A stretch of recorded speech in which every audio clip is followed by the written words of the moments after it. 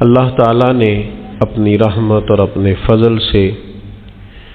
بعض چیزوں کو خاص فرما لیا ہے، بعض راتوں کو، بعض دنوں کو، بعض گھڑیوں کو، بعض لوگوں کو اور بعض جگہوں کو مالک نے اپنے فضل سے درجات عطا فرما دیے۔ لیلۃ القدر کی رات 1000 مہینوں سے افضل رات ہے، ایک رات ہو کر اللہ کی شان ہے، اس نے فضیلت عطا فرما دی۔ جمعے کا دن ایک دن ہی ہے لیکن سید الایام ہے، تمام دنوں کا سردار ہے۔ وہ بھی دن ہی ہوتے ہیں، ان میں بھی صبح ہوتی ہے، ان میں بھی شام ہوتی ہے، ان میں بھی دوپہر ہوتی ہے، نمازوں کا وقت بھی وہی ہوتا ہے، اس میں بھی نیند آتی ہے، اس میں بھی بھوک لگتی ہے، اس میں بھی لوگ سوتے جاگتے ہیں، لیکن کہا جاتا ہے یہ رمضان کے دن ہے اور اس میں تم ایک نیکی کرو گے تو اللہ 70 گنا اجر عطا فرمائے گا۔ تو اللہ کی شان ہے۔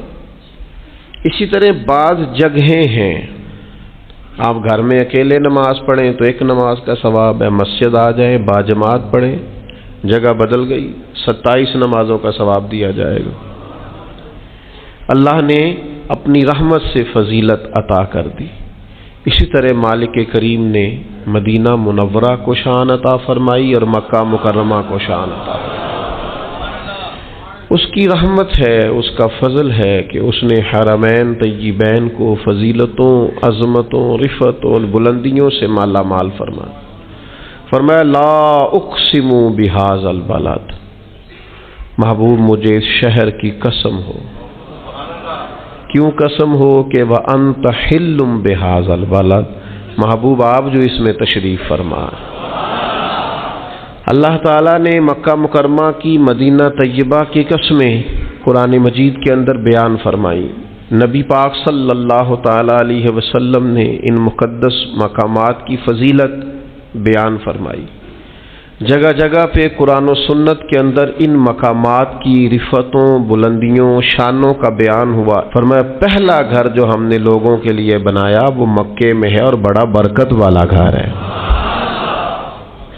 تو اللہ تعالیٰ نے اس گھر کو، بیت اللہ شریف کو عظمتیں عطا فرمائیں، اس کی تعمیر کا ذکر ارشاد فرمایا وَإِذْ يَرْفَعُ إِبْرَاهِيمُ الْقَوَاعِدَ مِنَ الْبَيْتِ وَإِسْمَاعِيلُ، فرمایا وہ وقت بھی یاد کریں جب ابراہیم اور اسماعیل اس گھر کی بنیادیں بلند کر رہے تھے اور ساتھ کہہ رہے تھے ربنا تقبل منا، اے اللہ اس خدمت کو ہم سے قبول فرما لے۔ اللہ تبارک و تعالی نے مقامات مقدسہ کی فضیلت کو بیان کیا، نبی پاک علیہ السلام نے اس کی عظمت کا بیان فرمایا۔ حضور نے فرمایا جو شخص بیت المقدس میں نماز پڑھے، ایک نماز نہیں 25,000 نمازوں کا ثواب دیا جائے گا، اور جو مسجد نبوی میں نماز پڑھے ایک نماز پر 50,000 نمازوں کا ثواب پائے، اور جو حرم مکہ میں نماز پڑھے ایک نماز پر 1,00,000 کا ثواب اللہ عطا فرمائے۔ اللہ تعالیٰ نے پھر یہ بھی کرم کیا کہ مسلمانوں کے دلوں میں مکے اور مدینے کی محبت کو پیدا فرمایا۔ چھوٹے چھوٹے بچے، عمر رسیدہ بزرگ، ضعیف العمر لوگ اللہ کے فضل اور اس کی توفیق سے بیمار بھی، کمزور بھی، ان کے دل کھنچے چلے جاتے ہیں بیت اللہ شریف کی طرف۔ ان کی روحانی طلب ہر وقت اس بات کا تقاضا کرتی ہے کہ وہاں کی حاضری نصیب ہو جائے۔ میں دوستوں سے یہ کہہ رہا تھا، ایک صاحب تھے وہ امریکہ سے 14 گھنٹے 14.5 گھنٹے کی فلائٹ کے ساتھ امریکہ سے مکہ مکرمہ اور مدینہ طیبہ آئے حاضری کے لیے۔ 80 سال سے زیادہ عمر تھی، بڑھاپا تھا، پاکستانی تھے، پنجابی تھے، احرام باندھنے کا سٹائل ٹھیک نہیں تھا۔ تو مجھے ایک صاحب نے کہا کہ انہوں نے مسئلہ دسو تہاڈا عمرہ نہیں ہویا۔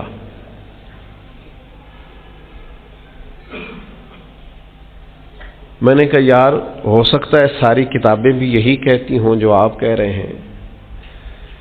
پر 80 سال کے بڑھاپے میں 14.5 گھنٹے مسلسل بیٹھ کر اتنی مشقت سہ کے جس کو کریم نے اپنے گھر بلایا ہے، مجھے مشکل لگتا ہے اسے کہہ دوں کہ تیرا عمرہ نہیں ہوا۔ میرے لیے ذرا مشکل ہے یہ مسئلہ بتانا۔ میں یہ بتا سکتا ہوں کہ یہ جو آپ نے احرام باندھا ہے اور یہ جو آپ نے کچھ کیا ہے معاملہ، اس میں یہ والی چیز درست نہیں ہے، پر میں یہ لفظ کہوں کہ تیرا عمر میری، میں کہوں میرے بس کی بات نہیں ہے۔ حضرت فضیل ابن عیاض فرماتے ہیں وہ بلاتا ہی اسے ہے جس کا اس نے قبول فرمانا ہوتا ہے۔ یہ اس کی شان کریمی نہیں ہے کہ کسی کو گھر بلا کے بھی کہے کہ جا میں تجھے خالی بھیجتا ہوں، وہ بلایا جو تو ذوق، شوق، درد اللہ نے دلوں میں پیدا کر دیا، طبیعتیں کھچی چلی جاتی، اور پھر محنت کی ہے امت کے علماء نے، شعراء نے، بہت خوبصورت کلام اس پر کہا گیا، واعظ و نصیحت ہوئی، خوشگلو نعت خوانوں نے نعتیں پڑھی، لوگوں کو مائل کیا مکے اور مدینے کی طرف۔ لیکن اب جب لوگ مائل ہو گئے ہیں، کثرت سے حاضری دینے لگ گئے ہیں، اب ہم نے تنقید شروع کر دی ہے، اور پھر تنقید بڑی انوکھی ہے۔ کوئی بار بار جائے تو اس کے پاس پیسے بہت ہیں، اور میں بار بار جاؤں تو مجھے بلاوا آتا ہے۔ کیا خوبصورت تقسیم ہے بھائی، کیا انوکھا فلسفہ ہے، اور کس طرح ہم نے کسی کے لیے رائے اور اپنے لیے عنوان اور بنا لیا ہے، یعنی کوئی بار بار جائے تو دیکھو جی پیسے جو ہوئے۔ تو یاد رکھنا، امیراں دی گل نہ فقیراں دی گل ہے، مدینے چ جانا نصیباں دی گل ہے۔ ہاں کئی دولتاں والے رہ جاندے تے مسکین نظارے کردے نے۔ تو یہ فلسفہ بھی ہمارا درست نہیں ہے کہ ہم تنقید کرنے بیٹھ جائیں۔ بڑی محنت کی علماء نے، فضائل بیان کیے، خطباء نے، واعظین نے، نعت خوانوں نے، شعراء نے توجہ کرائی، اب لوگوں کے دل مائل ہو گئے، اب ایک بہت بڑی تعداد حرمین کی حاضری دینے لگی ہے، آپ نے اتنی محنت کر کے مائل کیا ہے، اب لوگ جانے لگے ہیں تو ان پر تنقید نہ کریں، بلکہ ان کی تربیت کریں، جانے سے پہلے انہیں سمجھائیں، مسائل بتائیں، تربیت دیں۔ جو کرنے کا کام تھا وہ ہم نہیں کر پا رہے، اور جو ہمیں نہیں کرنا چاہیے تھا وہ ہم کر رہے ہیں۔ آپ تربیت دیں، آپ لوگوں کو سمجھائیں، لوگوں کو مسائل سے آگاہ کریں، ان کو ٹریننگ دے کر بھیجیں، کوشش کریں کہ لوگ صحیح مسائل سیکھ کر صحیح انداز میں حرمین جائیں۔ حج اور عمرہ وہ شرعی اصولوں اور ضابطوں اور قاعدے کے مطابق کر کے، لیکن تنقید نہ کریں، اور اگر کہیں تنقید کریں بھی تو وہ تنقید برائے تنقید نہ کریں۔ میں پہلے بھی کہہ چکا ہوں، آج پھر بات دہراتا ہوں کہ اللہ کے گھر میں جا کے اور بیت اللہ کے سامنے بیٹھ کے اور مدینہ منورہ میں جا کے اور حضور کے روضے پر بیٹھ کر بھی اگر لوگوں کے عیب ہی نظر آنے ہیں کہ فلانا کیا کر رہا ہے اور فلاں غلط کر رہا ہے اور فلاں دیکھو کدھر جا رہا ہے اور یہ دیکھو لوگوں کو کیا ہو گیا ہے اور یہ دیکھو جناب کیا معاملات ہیں، تو ہر چیز تقریروں کا عنوان نہیں ہوتی، ہر چیز گفتگو کا عنوان نہیں ہوتی۔ یہ کریم کا کرم ہے کہ لب واہ ہیں، آنکھیں بند ہیں، پھیلی ہیں جھولیاں، کتنی مزے کی بھیک تیرے پاک در کی ہے، اور روزے دے دوالے نے غلاماں دیاں ٹولیاں، ایک پیا سن دے کروڑاں دیاں بولیاں۔ آپ آزاد کریں لوگوں کو، تنقید نہیں کریں۔ تیسری گزارش آپ حضرات کی خدمت میں نے یہ عرض کرنی ہے، یہ ضروری نہیں ہے کہ ہر بندے کا ہر سال پھیرا لگے۔ صلاح الدین ایوبی جیسے دلیر ایک دفعہ بھی نہیں جا سکے، بڑی تعداد ہے علماء کی، مشائخ کی، بزرگوں کی، نہیں جا سکی۔ اور کون کہتا ہے وہ رہتے ہیں فقط مدینے میں، وہ تو رہتے ہیں اپنے عاشقوں کے سینے میں۔ یہ ہو جاتا ہے، اور کبھی کبھی نئی اسباب پیدا ہوتے جانے کے۔ نبی کریم علیہ السلام خود تشریف لے گئے، احرام باندھ کر حدیبیہ تک گئے حضور، اور کفار نے کہا نہیں جانے دیں گے۔ 1400-1500 صحابہ بندے ہوئے احرام کھول کر واپس لوٹ آئے، اور حضور نے فرمایا اللہ اسباب بنائے گا، انشاءاللہ دوبارہ جائیں گے۔ کوئی ضروری نہیں ہوتا کہ ہر دفعہ ہی پھیرا لگے اور ہر دفعہ ہی چکر بنے، وہاں حاضری ہو نہ ہو، ہمارا دل تو ہر وقت مکے مدینے کے ساتھ جڑا رہنا چاہیے۔ ہماری خواہش تو ہر وقت ہونی چاہیے، ہماری طلب تو ہر وقت ہونی چاہیے، ہمارے اندر تڑپ تو ہونی چاہیے۔ وہ جو حدیث پاک میں فرمایا قیامت والے دن کچھ لوگوں نے حج نہیں کیا ہوگا، اس کی برکت سے ہی اللہ تعالیٰ انہیں جنت عطا کرے گا۔ کیا نہیں ہے پر اب فرمائے گا جاؤ تمہیں حج کی برکت سے جنت دی، تو وہ عرض کریں گے مالک ہم تو جا ہی نہیں سکے۔ تو اللہ فرمائے گا جب حاجی جاتے تھے دل تو تڑپتا تھا نا، دل تڑپتا تھا نا، تو اس تڑپ پر ہی تمہیں اجر دے دیا۔ تو یاد رکھنے کی بات یہ ہے کہ وہاں کا پیار اپنے سینے میں پیدا کیا جائے، محبت پیدا کی جائے اور دعا مانگی جائے۔ لیکن یہ کہ اگر کسی کی ہر روز حاضری نہیں ہوتی، ہر سال حاضری نہیں ہوتی تو کوئی حرج والی بات ہے، یہ تو اسباب ہے۔ وہ ایک ہمارے بزرگ تھے، کسی وجہ سے انہیں بین کر دیا گیا کہ وہ نہیں جا سکتے، بعض معاملات سیاسی ہوتے ہیں، بعض اور چیزیں ہوتی ہیں، تو امت میں اب اختلافات ہو جو گئے تو انہیں بین کر دیا گیا۔ اب یہ لوگ اس کو بھی بڑا مسئلہ بنا لیتے ہیں، دیکھو جی فلانے کو جانے نہیں دیا جاتا۔ تو میں کہتا ہوں اللہ کے بندے، وہاں تو حضور کو بھی نہیں ایک دفعہ جانے دیا گیا تھا، تو معاذ اللہ یہ نا قبول ہونے کی علامت ہے؟ کوئی کیسی بات کرتے ہیں لوگ، نہیں جانے دیا تھا، مکے والوں نے کہا نہیں آنے دیتے آپ کو، سرکار واپس لوٹ آئے صحابہ سمیت۔ تو اتنا شدت نہیں کریں آپ، تو بعض سیاسی معاملات ہوتے ہیں اور بعض دفعہ پالیسی ہوتی ہے بعض لوگوں کی، آپ بہت سارا ممالک آپ کو ویزا بھی جاری کرتے ہیں، لیکن جب آپ کی انٹری ہونے لگتی ہے پوچھ لیجئے گا دوستوں سے، وہ جاری کیے ہوئے ویزے پر بندے کو واپس بھیج دیتے ہیں، کہتے جاؤ۔ تو ایک بزرگ تھے کوئی، ان پر بین ہو گیا مکے مدینے نہیں جا سکتے، تو بعض لوگ بال کی کھال اتارنے کے عادی ہوتے ہیں، تو کچھ صحافی نے انہیں پوچھ لیا کہ مولانا سنا ہے آپ پر پابندی ہے؟ تو انہوں نے کہا یار سیاسی معاملہ حل ہو جائے گا۔ پھر کہا نہیں آپ تو بڑے عاشق رسول ہے تو آپ پر بھی پابندی ہے۔ کہا یار سیاسی مسئلہ ہے، تمہیں کہا جناب آپ پر حضور کے پاس جانے پر پابندی ہے؟ تو مولانا بول پڑے، کہنے لگے چل پھر اگر تو نہیں نہ باز آتا تو میرے ہی وہاں جانے پر پابندی ہے، حضور کے پاکستان آنے پر تو کوئی پابندی نہیں ہے۔ تو اس لیے کچھ چیزیں ایسی ہیں جس پر ہمیں متوجہ ہونے کی ضرورت ہے، کچھ چیزیں ایسی ہیں جس پر ہمیں غور کرنے کی حاجت ہے۔ بعض لوگ جو ان کی طبیعت چاہتی ہے سو کہہ دیتے ہیں۔ تو مکہ شریف کا اور مدینہ منورہ کا میں الحمدللہ حاضر تھا، میری مجبوری ہے، اب میں سب کو بتا کے نہیں جا سکتا۔ ایک تو جیسے جیسے پیار کرنے والے بڑھتے ہیں آزمائشیں بھی بڑھ جاتی ہیں، میرے لیے کچھ مشکل ہوتا ہے، پھر میں یہ کوئی اتفاقیہ بات ہے کہ کچھ 4 ویڈیوز میری لوگ دیکھ لیتے ہیں ادھر ادھر، تو جو بندہ کیمروں کے اندر آ جاتا ہے وہ پھر بعض اوقات عام دنیا میں مشکل ہو جاتا ہے اس کا گھومنا، ہمارے لیے بھی کچھ مشکلات زیادہ بڑھ گئی ہیں۔ تو ویسے بھی آپ کو پتہ ہے اب اور کسی کو کچھ آتا ہو نہ آتا ہو، فوٹو کھینچنی تو سب کو آتی ہے نا، سٹیٹس لگانا تو سب کو آتا ہے نا، اور خیر سے آئی ڈی چلانی تو سب کو آتی ہے نا، اور اب تو لوگ اور کوئی کام کرے نہ کرے یہ ذرا تھوڑا پابندی سے کرتے ہیں۔ تو میری اپنی ایک طبیعت ہے، میں اپنے سٹائل سے حاضری دیتا ہوں، خاموشی سے چلا جاتا ہوں، جتنی توفیق ہوتی ہے حاضری ہو جاتی ہے، واپس آ جاتے ہیں۔ میں آپ کو اپنے بارے میں یہ بڑی ذمہ داری سے بتاتا ہوں، انسان کوشش بھی کرتا ہے، منصوبہ بھی بناتا ہے، پلاننگ بھی ہوتی ہے، جد و جہد بھی ہوتی ہے، لیکن مجھے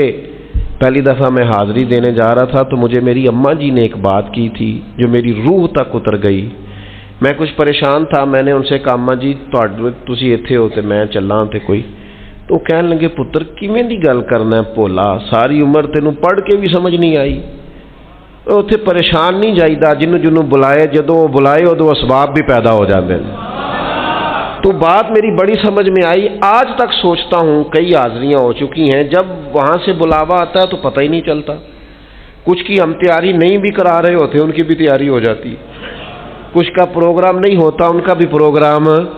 جب بلایا سرکار نے تو اسباب پیدا ہو ہی جاتے۔ تو اس لیے یہ خالصتاً اللہ تبارک و تعالیٰ کی حکمت پر اور اس کی مرضی پر اس کا انحصار ہوتا ہے، اس کی مرضی پر اس کا انحصار ہوتا ہے۔ تو یاد رکھنے کا مقام یہ ہے کہ ہم ذوق پیدا کریں۔ ایک قبیلہ تھا مدینہ منورہ میں، بس وہ ایک سادے سے شاعر تھے، ان کی بات بڑی خوبصورت ہے، وہ کہتے ہیں صرف اتنی سمجھ آ جائے نا مکے مدینے جانے والوں کو کہ ہم بھلا کھڑے کہاں پہ ہیں، ویسے روب طاری ہو جائے، صرف پتہ چل جائے نا۔ اس نے کہا تھا زائر کوے جنا آہستہ چل، بس یہ دیکھ تو آیا ہے کہاں، بس اور چھوڑ ساری بات، یہ دیکھ آیا۔ آپ یقین کریں یہ جو تبصرے ہوتے ہیں نا، ہوٹل یہاں ہونا چاہیے تو ہوٹل وہاں ہونا چاہیے تو کھانا یہ ہونا چاہیے تو کھانا، یہ کبھی سمجھ آ جائے نا آئے کہاں ہے، سمجھ آ جائے کہ دیکھ آیا ہے کہاں، آہستہ اسے سمجھ آ جائے نا۔ اللہ حضرت فرماتے ہیں کہ حرم کی زمین اور قدم رکھ کے چلنا، ارے سر کا موقع ہے او جانے والے، اگر خالی پتہ چل جائے کہ بندہ کھڑا کہاں ہے تو اسے تو 3 دن روٹی نہ بھی ملے نا تو پھر بھی اس کا مکے مدینے میں صحیح گزارا ہو، فٹ پاتھ پہ بھی سونا پڑے تو پھر بھی مکے مدینے میں گزارا ٹھیک ہو۔ اور جی ہمارا ہوٹل بڑا دور ہے، تو میں نے کہا میں نے تو حدیث میں کچھ اور پڑھا ہے۔ نبی کریم صلی اللہ علیہ وسلم کی خدمت میں ایک قبیلے والوں نے عرض کیا تھا، یا رسول اللہ صلی اللہ علیہ وسلم ہمارے گھر مسجد نبوی شریف سے ذرا دور ہے، تو مدینہ مسجد نبوی کے قریب قریب کچھ گھر مل رہے ہیں، ہم سوچ رہے ہیں وہ چھوڑ کے یہاں نہ آ جائیں،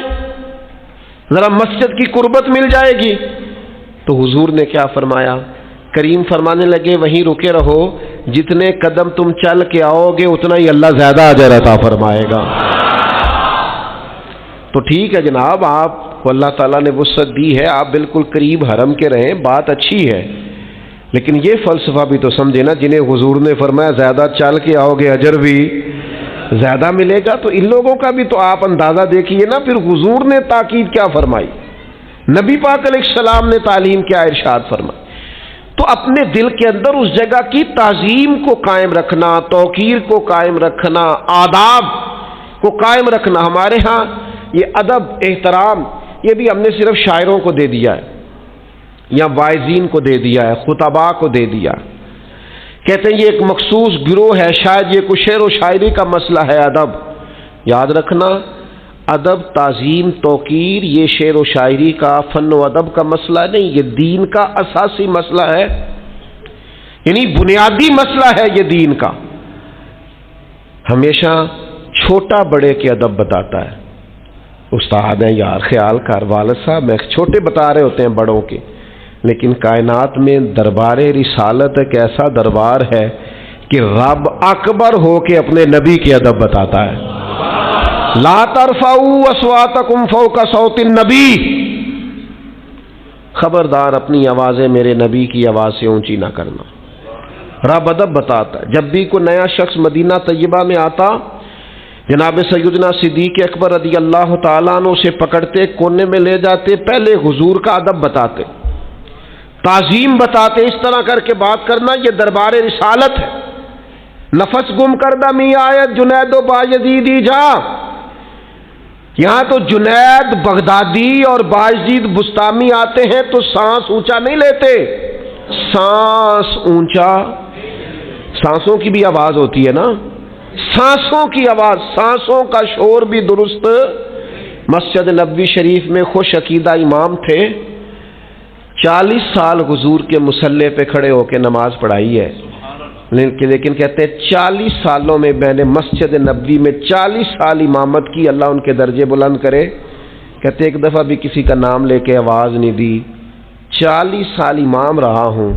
پھر بھی کسی کو بلایا تو اشارہ کر کے بلایا، اور کان میں بات کی ہے، میں نے اپنی آواز سوائے قرآن مجید پڑھنے کے نماز کے اندر کبھی اونچی، اس لیے کہ نفس گم کردہ می آیت جنید و با یزیدی جا۔ اپنی کچھ لوگ بڑی دلیری بتاتے ہیں، او جی میں نہیں آیت کی ڈریا، میں 12 ربیع الاول کے اتھے مارے نے نعرے اچھی درود پڑھے ہے، اور بھائی وہاں تو اونچا پڑھنا ہی نہیں تھا، یہ آپ بہادری بتا رہے ہیں، تو نادانی ہو گئی آپ سے۔ وہاں تو آپ بہت خوبصورت لہجے کے ساتھ بڑی ٹھہرے ہوئے انداز میں، حضرت جابر ابن عبداللہ حضور کے روضے پہ کھڑے ہوتے تو صرف آنسو بہاتے تھے، سلام کہتے اور آنسو بہاتے، یہ خراج پیش کر تو حضور کی بارگاہ، تو نبی کریم کے حضور یہ والی نظر پیش کر، یہ انداز اختیار کرنا، اور پھر 2 بندوں کو کیمرے دے کے کھڑے کرنا اور ان سے کہنا کہ میں آؤں تو تم ذرا نا ویوز صحیح لینا۔ چلیں ہمیں بھی 4 لوگ جانتے ہی ہوں گے،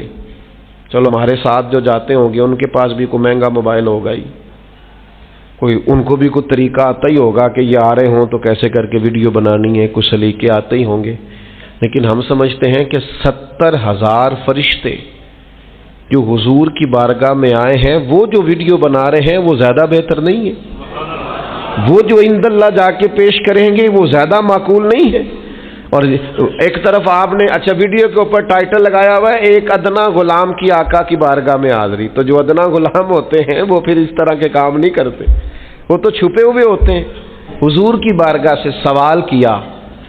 کہ یا رسول اللہ صلی اللہ علیہ وسلم، ہمارا مدینے میں کاروبار نہیں چلتا، کسی اور ملک چلے جائیں؟ حضور نے فرمایا ٹھیک ہے چلے جاؤ۔ 2-3 دن کے بعد میرے نبی پاک نے پوچھا وہ بندے چلے گئے؟ عرض کی حضور چلے گئے۔ فرمایا المدینہ خیر لہم لو کانوا یعلمون، فرمایا ان کے لیے مدینہ ہی ٹھیک تھا اگر سمجھ جاتے تو۔ ہن تسی سمجھے ہو، حضور چلے جائیں فرمایا ٹھیک ہے، نہ جاتے تو پھر ٹھیک تھا، چلے جائیں۔ حضور اندر میں پیروں نے پوچھ کے آیا، اجازت لے کے آیا، انہوں نے آکھیا جا، اور میں نے کہا یہ حدیث پڑھ۔ حکم اور ہوتا ہے، مرضی اور ہوتی ہے۔ کچھ لوگ سینے کا راز جاننے لگ جاتے ہیں، سینے کا راز، وہ حکم نہیں پوچھتے، ان کو رضا کا پتہ ہوتا ہے، رضا کا۔ صحابہ کرام سارے انہیں پوچھنا پڑتا تھا، لیکن جناب صدیق اکبر کو مصطفیٰ کی رضا کا پتہ چل گیا تھا، انہیں مرضی کا پتہ تھا کہ حضور کی رضا کیا ہے، رضا میں راضی رہنا سیکھے۔ انہوں نے اجازت مانگی مدینہ چھوڑ دیں، حکم یہی ہے کہ ٹھیک ہے چلے جاؤ، لیکن مرضی حضور کی یہ ہے کہ کوئی مدینے سے جائے۔ ایک بزرگ ایک دفعہ مدینے میں ملے تو وہ کہنے لگے میں کبھی مدینہ چھوڑ کے جا ہی نہیں سکتا، میں مر جاؤں مدینہ چھوڑ کے جاؤں، لیکن میں جب حضور کے روضے پر الوداعی سلام عرض کرنے جاتا ہوں تو جا کے عرض کرتا ہوں یا رسول اللہ وہ جو آپ نے میرے ذمہ داریاں نہیں لگائیں، میں وہ ذمہ داریوں کے لیے جا رہا ہوں ورنہ کبھی نہ جاتا، اور میرے ذمہ جو ڈیوٹیاں نہیں، حقوق نہیں وابستہ ہو گئے، میں وہ ڈیوٹیاں نہ ہوں تو میں کبھی نہ جاؤں، چھوڑ کے نہ جاؤں، میں تو وہ ذمہ داریاں، وہ ذمہ داری ہی تھی نا جو جناب انس بن مالک کو بصرہ لے آئی تھی، حضرت بلال حبشی کو شام لے آئی تھی، حضرت ابو ایوب انصاری کو ترکی لے آئی، اور حسین ابن علی کو کربلا میں لے آئی۔ وہ ذمہ داری تھی، حقوق تھے، وہ حقوق انہوں نے ادا کرنے تھے۔ میں بات سمیٹنے کی طرف آ رہا ہوں تو کہنے لگے کبھی چھوڑ کے نہ جائیں، جاتے کیوں ہیں کہ ہمارے ذمہ داریاں۔ دوستو حضور کے شہر پاک کی برکت دیکھو، نبی کریم نے خود بیان فرمایا یمن فتح ہوگا تو کچھ لوگ وہاں چلے جائیں گے،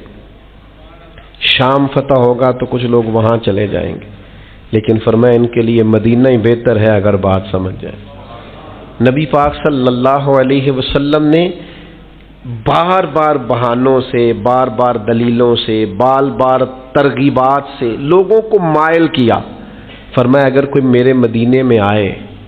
اور پھر اسے کوئی تکلیف پہنچے اس پر صبر کرے، میرا وعدہ ہے میں اس کی سفارش کروں گا۔ بھول جایا کریں وہاں حرم جا کے کیا کیا تھا ایجنٹ نے، اور کیا ہوا یہاں، اور کیا بنا گاڑی والے کے ساتھ، اور کیا ہوا ہوٹل والے کے ساتھ۔ فرمایا تو یہاں آ کے تکلیف پر صبر کر، تیرے نبی تیرے سفارشی بن جائیں گے۔ یہاں آ کر صبر کرے اور پھر وہاں جائیں تو حضور کے جلووں میں گم ہو جائیں۔ گلی گلی میری یاد بچھی ہے پیارے، رستہ دیکھ کے چل، جگہ جہاں وہاں خوشبو ہے حضور کے پسینہ نور کی، رخ جیسے آئینے میں مصور جڑا ہوا، اور ماتھے کی ہر لکیر پر قرآن لکھا ہوا، پھر بھی اس کی شان کے شایاں نہ کہہ سکا، میں بندہ تھا اس لیے کوئی قرآن نہ کہہ سکا، پھر بھی اس کی شان کے شایاں نہ کہہ سکا۔ دوست یاد رکھنا، جلووں میں گم رہے، اسے ہوش ہی نہ آئے آنے تک، لوٹنے تک، پتہ ہی بعد میں چلے ہو یہ تو جانے کا وقت ہو گیا، لیکن خوش گپیاں لگانا اور اپنے وقت کو ضائع کرنا اور دیگر جگہوں پہ اپنے ذہن کو لڑانا یہ درست نہیں ہے۔ خبروں پہ تبصرہ بھی پاکستان آ کے کریں گے، بڑا ٹائم ہے تبصرے کرنے کے لیے، وہاں زیادہ کیفیت یہ رہے۔ اور پھر نبی کریم صلی اللہ تعالی علیہ وسلم نے فرمایا جس سے ہو سکے مدینے میں مرے، مر ہی گیا جو مدینے میں، فرمایا جس سے ہو سکے مدینے میں مرے، جو یہاں انتقال کر گیا میں قیامت میں اس کا بھی سفارشی بنوں گا۔ سب سے پہلے حضور جنت البقیع والوں کی سفارش کریں گے۔ تو بھائیوں، ان جگہوں کے بارے میں اپنے دلوں میں محبت کا ہونا ضروری ہے، جذبات کا ہونا، ایک نہ خاص قسم کا شوق ہو۔ میں دیکھتا ہوں کہ جب سے سفری سہولیات پیدا ہوئی ہیں اور لوگوں کی جیبوں میں وسعت ہوئی، پھر بھی اللہ ہی کی توفیق سے لوگ وہاں جاتے ہیں، تو بعض لوگ ایسے ہیں جن کی قلبی کیفیت محسوس ہوتا ہے، اللہ تعالیٰ مجھے معاف کرے، کہ وہ نہیں رہی جو ہونی چاہیے۔ آپ ذہن بنائیں کسی کے بارے میں، مجھے کچھ لوگوں نے کیمروں کے پیچھے دیکھا ہوتا ہے نا، تو بعض اوقات سامنے دیکھ لیتے ہیں تو وہ برداشت ہی نہیں ہوتا۔ دو ایک لوگوں کو میں نے دیکھا رو ہی پڑے، کہنے لگے اتنے سالوں سے دیکھ رہے تھے۔ ایک خاص کسی کے بارے میں ذہن بنا ہوا ہوتا ہے نا، یہ بہت بڑا آدمی ہے، وہ اچانک سامنے آ گیا ہے، تو یہ صرف ایک مثال ہے سمجھانے کے لیے، بلا مثال و بلا تشبیہ بہت اونچا ذہن ہو بیت اللہ کے لیے، بہت اونچا ذہن ہو حضور کے روضے کے لیے۔ امام بہقی روایت لائے ہیں، سیدہ عائشہ صدیقہ فرماتی ہیں خاتون آئی تھی حضور کے روضے پر، اور اس نے مجھے کہا اگر آپ دروازہ کھول دیں تو میں زیارت کر لوں، تو میں نے دروازہ کھولا، حضور کی قبر کو دیکھ کے وہ اتنا روئی کہ اس کی روح ہی پرواز کر گئی، کلیجہ پھٹ گیا، گنجائش نہیں رہی، سانسوں کی لڑی ٹوٹ گئی، روب اتنا طاری ہوا حضور کے مزار کو دیکھ کر کے جان ہی نکل گئی۔ تو بھائی یہ کب ہوتا ہے؟ جب آپ کا ذوق شوق پورے عروج پہ ہو۔ وہ کسی نے کہا تھا کہ اقبال حضور کے روضے پہ نہیں گئے، اگر چلے جاتے تو پھٹ جاتا کلیجہ، لوٹ کے واپس نہ آتے۔ کچھ جاتے ہیں ملا جامی جیسے لوگ کہ جو کہتے ہیں وہاں تک ہی جانا ہے، پھر ہو سکتا ہے واپس نہ آ سکیں، چونکہ قلبی واردات وہاں تک پہنچی ہوتی ہے، کیفیت بڑی انفرادی ہو جاتی ہے، تو وہ خاص شوق ذوق میں وہاں جو مستقل لوگ رہتے ہیں، اللہ کا کرم ہے تو مکے میں مدینے میں عرب شریف میں لوگ رہتے ہیں، ان پر اللہ کا کرم ہے، لیکن میں نے ہلکی سی، یہ مجھے کہنا نہیں چاہیے چونکہ وہ بڑے کرم والے لوگ ہیں، میں نے ہلکی سی ایک چیز فیل کی ہے، ان میں وہ طلب نہیں باقی رہتی۔ وہ کہتے ہیں مجھے اتنے سال ہو گئے جی، میں نے گنا ہی نہیں کبھی میری کتنی حاضری ہیں۔ ایسے نہ کر یار، یہاں جو بھی آتا ہے اس کے فضل سے ہی آتا ہے، تیرا انداز یہ ٹھیک نہیں ہے، تیرے شوق میں جو کمی ہے وہ کمی درست نہیں ہے، تو تازہ دم رہ، جتنی دفعہ جا یہ سمجھ میں پہلی دفعہ ہی آیا ہوں، اور جب لوٹ کے واپس آ سمجھ میری آخری حاضری تھی، پتہ نہیں موقع ملے کہ نہ ملے۔ اس کیفیت کے ساتھ وہاں کی حاضریاں دی جائیں۔ میں نے بڑے بڑے علماء دیکھے، مشائخ دیکھے، سادات دیکھے، بہت اللہ نے جن کو نوازا ہے ہندوستان کے، پاکستان کے۔ اس سال ایک بنگلہ دیش کے بڑے عالم کو میں نے دیکھا، قرآن مجید کا انہوں نے انگریزی میں ترجمہ کیا ہوا ہے، قابل آدمی ہے، لیکن بالکل سادے سے انداز میں اکیلے اور بالکل تنے تنہا، اور اپنے گلے کے اندر وہ حضور شیخ الاسلام خواجہ قمر الدین سیالوی رحمۃ اللہ علیہ جب جاتے تھے نا، تو اپنے گلے کے اندر خود کپڑا ڈال کے نا تو پکڑا ہوتا تھا انہوں نے دونوں سائڈوں سے، تو کہتے تھے حضور چاہیے تو یہ تھا کہ کوئی اس مجرم کو پکڑ کے لاتا، لیکن یہ مجرم خود ہی ہاتھ کڑی لگا کے حاضر ہو گیا، مہربانی کریں اس کے گناہ معاف کریں، اس سے درگزر کریں۔ تو یوں کر کے وہ بزرگ بھی میں نے دیکھا رومال کو زور سے پکڑے حضور کی بارگاہ میں جا رہے۔ لوگ جو بڑے ہیں وہ بہرحال بڑے ہیں، اپنے آپ کو سمیٹ لیتے ہیں حضور کی بارگاہ میں جانے کے لیے۔ اللہ کے حضور دعا گو ہوں، اللہ تعالی ہم سب کو بار بار اور با ادب حاضری نصیب کرے۔